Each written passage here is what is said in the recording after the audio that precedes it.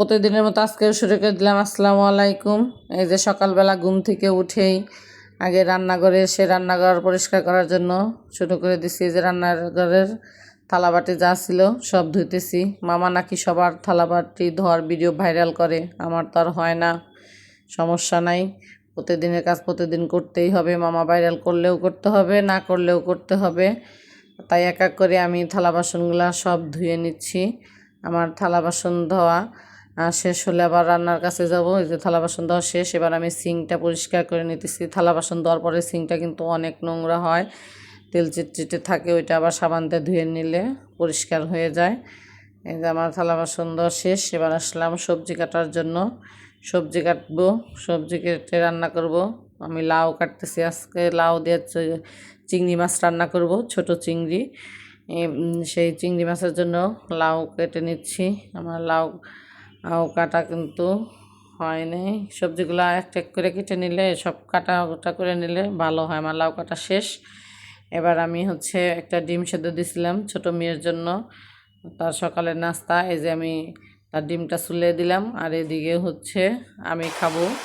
এটা একটু সমস্যা হচ্ছে, তার জন্য চুপ রান্না করে দিলাম। দেখেন বৃষ্টি হচ্ছে এখানে, কিন্তু অনেক বৃষ্টি। আপনাদের সাথে একটু শেয়ার করলাম। অনেক রোদ ছিল, হঠাৎ করে আবার বৃষ্টি হইল। এবার আসি রান্না করি। লাউ দিয়ে চিংড়ি। আমি লাউ রান্না করতে সাধারণত পেঁয়াজটা একটু বেটে দিই, কারণ লাউর তরকারিটা একটু তাই ঘন হয়, এমনি পাতলা তরকারি। এক এক করে সামান্য মরিচের গুঁড়া দিছি, সামান্য হলুদের গুঁড়া দিছি, লবণ এগুলা দিয়ে, যে কাঁচামরিচ কয়েকটা দিয়ে দিছি। চিংড়ি মাছ কষিয়ে নিছি, কষানো শেষ। এখন লাউটা দিয়ে দিছি। আমার লাউ রান্না করতেছে, যে লাউটা কষিয়ে নিব। লাউ রান্না করা কিন্তু একদম ইজি, লাউ বেশি মশলা খাইতে হয় না। আমারও তরকারিটা হয়ে গেছে। এখন আমি এটাতে মুরগি রান্না করব। তার জন্য মুরগি পেঁয়াজ দিয়ে মশলাগুলা দিয়ে কষিয়ে নিছি। প্রথমে দিয়েছিলাম গ্যাসের চুলায়, তা দেখি যেভাবে তাপ উঠতেছে ওই তাপে রান্না হবে না। পরে ইনভার্টারে বসায় দিলাম কারেন্টের চুলায়। মশলা কষানো শেষ, পরে আমি যে মুরগির মাংসগুলা দিয়ে দিচ্ছি। কারণ ওই গ্যাসে এত ডিস্টার্ব করে, একবার এই চুলায় দেই, একবার ওই চুলায় দেই, এরকম নাটক করতেই অনেক সময় চলে যায়। আমার মুরগির মাংস আমি কিন্তু সবসময় তরকারিতে কাঁচামরিচটা একটু পরে দিই, কারণ তরকারির কালার সুন্দর হয়।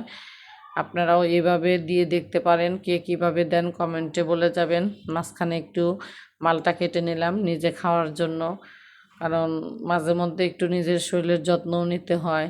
তাই একটা মালটা কেটে নিলাম, নিজেই খাইলাম। বাচ্চারা তেমন একটা ফল খাইতে চায় না, খুব কষ্ট হয় তাদের ফল খাওয়াইতে।